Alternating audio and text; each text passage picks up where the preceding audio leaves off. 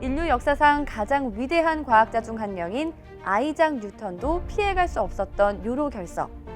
의학계가 손꼽는 3대 통증 중 하나로 산고의 고통과 맞먹는 요로 결석으로부터 벗어나고 싶으시다고요? 오늘 건강톡톡에서 치료법부터 예방법까지 모두 다 속 시원하게 알려드립니다. 채널 고정! 건강톡톡! 구독, 좋아요 부탁드려요. 플리즈! 여러분의 건강을 책임지는 건강지킴이! 안녕하세요. 서울대학교 병원 건강톡톡의 김가영입니다. 자, 저희가 지난 시간 요로 결석에 대해서 이야기를 나눠봤는데요. 오늘은 2편으로 치료법과 잘못된 정보들을 바로 잡아보는 시간 가져보도록 하겠습니다. 오늘도 비뇨의학과의 조성용 교수님과 함께 하도록 하겠습니다. 교수님, 안녕하세요. 네, 안녕하세요. 네, 오늘은 진실과 거짓, 요 사이에서 거짓을 한번 바로 잡아보는 시간을 가져보도록 하겠습니다. 먼저 첫 번째 이야기는요. 요즘처럼 날이 더워지면은 맥주를 굉장히 많이 찾게 되잖아요. 네. 또 저희가 일 끝나면은 집에 가가지고 캔맥주 하나 그렇죠. 따지고 요거 마셔줘야 되는데 요 맥주를 마시는 게 요로 결석이 생겼을 때 도움이 된다라는 정보가 있습니다. 요거 맞는 말일까요? 결석이 중간에 이제 막혀 있어요. 중간에 내려오다 걸려 있습니다. 네. 걸려 있을 경우에 돌이 좀 작다면 네. 이제 한 달 안에 이 돌이 자연 배출이 될 확률이 네. 한 열에 대여섯 명밖에 안 된단 말이에요. 아, 너무 근데 좋을 텐데 이제 그러면 그렇죠. 대여섯명밖에 안 돼요?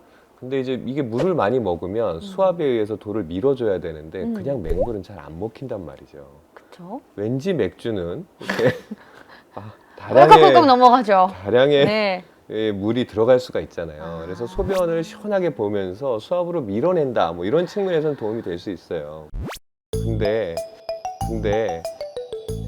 이 맥주 자체에 저희가 이제 돌을 이루는 가장 그 중요한 흔한 성분이라고 하는 수산, 옥살산 이런 게 많은 거예요. 평소에 계속 먹으면 계속 결석을 생겨라 이렇게 주문을 하는 거랑 비슷한 거예요. 비슷하네요. 알겠습니다.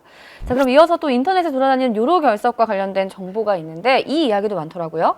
칼슘이 많이 함유된 멸치나 우유는 피하는 게 좋다. 이건 또 어떨까요? 글쎄, 이 칼슘이 많으니까 이걸 이제 덜 먹으면 안 생길 거야 라는 얘기는 이게 이제 틀린 것이다 라는 얘기는 이미 오래전에 한 20, 30년 정도 전에 이제 바로 잡혀 있습니다. 근데 우리 몸에서 칼슘이 하는 역할이 있지 않습니까? 뼈나 그렇죠. 치아 이런 걸 다 이루고 있고 네. 근데 이 칼슘을 안 먹어버리면 칼슘이 결석을 이루니까 먹으면 안 된대 이러고서 네. 안 먹어버리면 이런 네. 정상적인 기능도 못 하는 거예요.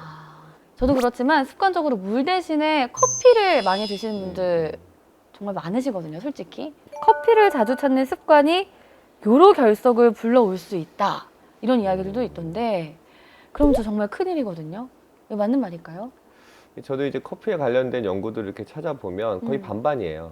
음. 결석 생성의 위험을 증가시킨다 하는 거 반, 아니다 하는 것도 반, 뭐 이렇게 돼 있습니다. 그러니까 당연히 당이 많이 들어간 커피라면 네. 결석에 좋을 수는 없을 것 같고요. 그다음에 커피 자체에 대해서는 좋다 나쁘다는 아직 저희들이 확립된 정보를 가지고 있지 않다. 이게 제일 네. 맞는 말인 것 같습니다.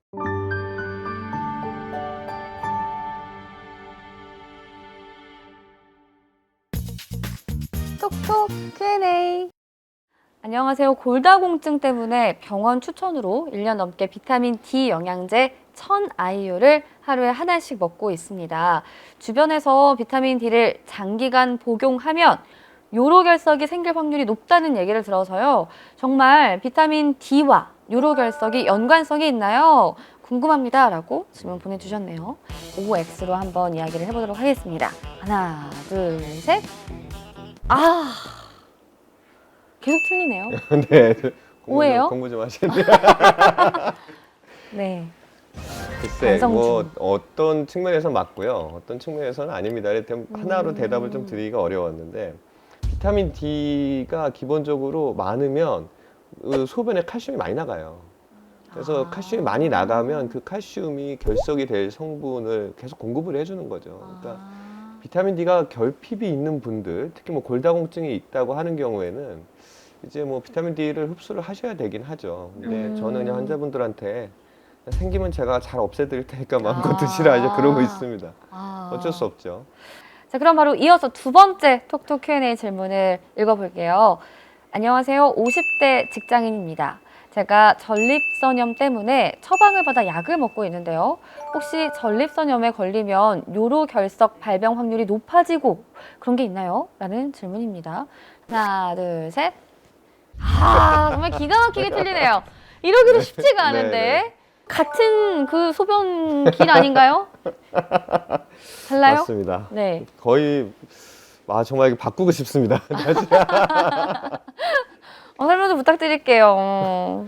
전립선염은 이 요로의 전립선을 통과를 하죠. 관통은 하는데 네. 사실 전립선 쪽에 뭐 이렇게 이 전립선 자체를 요로라고 하지는 않습니다. 그러니까 그 전립선이 요로를 이렇게 감싸고 있는 듯한 그런 상황이고, 다만 이제 어떤 이유로 뭐 소변이 전립선 사이로 이렇게 들어가서 염증을 유발한다 뭐 이런 건 있을 수 있고, 이 전립선 안에 석회화가 되거나 뭐 전립선 결석을 만들 수는 있는데 이제 요거를 요로 결석이라고 저희가 하지는 않아요. 그러니까 전립선염과 요로 결석은 기본적으로 좀 다른 질환이다 이렇게 네. 보고 있습니다. 그렇군요. 그래서 제가 틀리기는 했지만 어쨌든 이 질문 보내주신 50대 직장인분께는 다행이네요.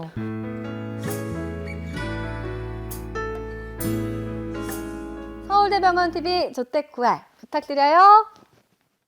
자, 교수님, 병원에서 지금 진행되고 있는 요로결석 검사법은 어떤 것들이 있을까요? 기본적으로 이제 방사선 걱정을 하면 초음파를 먼저 하죠. 초음파의 진단율도 한 70%, 뭐 80% 괜찮은데 네. 문제는 이제 요관에 있는 거라든지 이 안에 깊숙하게 몸 안에 있는 거는 다 찾아내지 못해요. 돌이 또 특히 뭐 3mm 이하다 이렇게 작을 경우에는 좀 놓칠 수가 있습니다. 그렇네요. 3일 이하면 너무 작네요. 결국은 이제 가장 기본적으로 교과서에서 권유하는 검사는 CT예요. 근데 요즘 CT를 찍자 그러면 환자분들이 방사선 걱정을 너무 많이 하세요. 걱정돼요, 사실. 맞아요. 근데 결석을 보기 위한 CT는 굉장히 방사선 노출이 낮아요. 그래서 뭐 우리 팔 골절됐을 때 이쪽 저쪽으로 엑스레이 한 서너 장 찍는 그 정도 검사라고 그 정도다. 생각하셔도 됩니다. 자, 많은 분들이 가장 궁금해하는 질문이 아무래도 치료가 아닐까 하는데요. 결석의 크기에 따라서 치료법도 다르지 않을까라는 생각인데 어때요? 맞습니다. 크기가 작으면 사실 그냥 나갈 수도 있잖아요. 저희가 자연 배출을 할 수도 있죠. 그쵸. 근데 그 기준이 한 4mm, 5mm 됩니다. 일단 5mm가 넘어가. 그러면 얘는 자연적으로 빠지려면 확률이 좀 낮아. 네. 그러면 저희들이 돌을 깨줘야 되거든요. 깨주는 방법이 여러 가지가 있는 겁니다. 그래서 한 5에서 10mm, 한 15mm 아주 크지 않은 돌은 초음파, 치료 초음파를 돌에 집중을 시켜서 이렇게 분쇄를 하는 그런 기계를 쓰는데 우리나라에서는 이게 거의 전신 마취도 안 하고 그냥 외래에서 옆방에서 바로 할 수 있기 때문에 굉장히 많이 수행하고 있고요. 네. 아니면 이제 내시경 수술을 전신 마취하고 해야 되는 거죠. 그 경우에는 이제 좀 더 크기가 클 때. 네, 그렇죠. 결석이 크거나 좀 이 충격파로 했는데 안 깨지거나 아니면 여러 군데 있거나 하는 경우에는 각각을 다 충격파로 할 수가 없기 때문에 내시경이 이렇게 다 따라가면서 돌을 레이저로 깨주는 그리고 나서 깨진 조각을 이렇게 꺼내주는 이런 내시경 수술들을 해줍니다. 그렇군요. 알겠습니다. 자, 그럼 마지막으로 요로결석 수술 치료에 있어서 여러분 이런 것들 꼭 명심하셔야 됩니다. 어떤 것들이 있을까요? 그 내시경 수술이 어떻게 보면 전신 마취를 한다라는 것 빼고는 이제는 콩팥 내 모든 공간을 다 들어갈 수 있고 다른 뭐 피가 난다거나 하는 그런 위험 부담이 굉장히 낮아졌기 때문에 이제는 가장 안전한 치료가 바로 연성 내시경 수술이다. 이제 이렇게 자리매김했어요. 네. 일단은 옛날보다는 이런 내시경 수술들이 굉장히 많이 안전해지고 이제 기술들도 우리나라 분들 뭐 수술 다 잘 하셔서요. 너무 걱정하지 않으셔도 될 것 같다 말씀드리고 싶습니다. 네, 서울대학교 병원 건강톡톡 오늘은 요로결석에 관한 잘못된 정보와 검사 방법 그리고 치료법에 대한 이야기를 나눠봤습니다. 다음 시간에는 방치할수록 위험한 배뇨 장애에 대해서 알아보는 시간 가져볼 테니까요. 그 영상도 함께 시청 많이 해주세요. 자, 여기서 인사드리도록 하겠습니다. 감사합니다.